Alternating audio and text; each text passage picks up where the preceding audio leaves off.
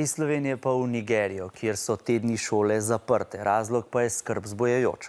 Pred 3 tedni je namreč oborožena skupina Boko Haram ugrabila okoli 300 srednješolk. Približno 50 jim je uspelo pobegniti, preostale pa so še vedno v rokah ugrabiteljev. Poglejmo, kaj se dogaja in kaj je organizacija Boko Haram. V Nigeriji deluje oborožena skupina Boko Haram, ki želi z nasiljem uveljaviti stroga islamska pravila življenja. Zaradi napadov te skupine je umrlo že več tisoč ljudi, v državi vlada strah, številni ljudje so se izselili. Med glavnimi cilji napadov so šole. Boko Haram v tamkajšnjem jeziku namreč pomeni: zahodno izobraževanje je greh.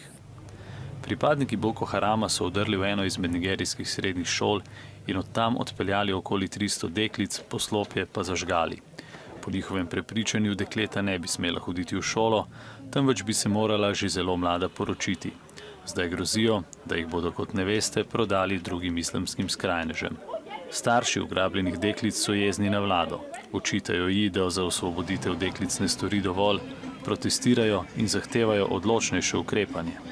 Na proteste se je prvič po ugrabitvi odzval tudi nigerijski predsednik in zagotovil, da bodo varnostne sile deklice našle in jih vrnile staršem.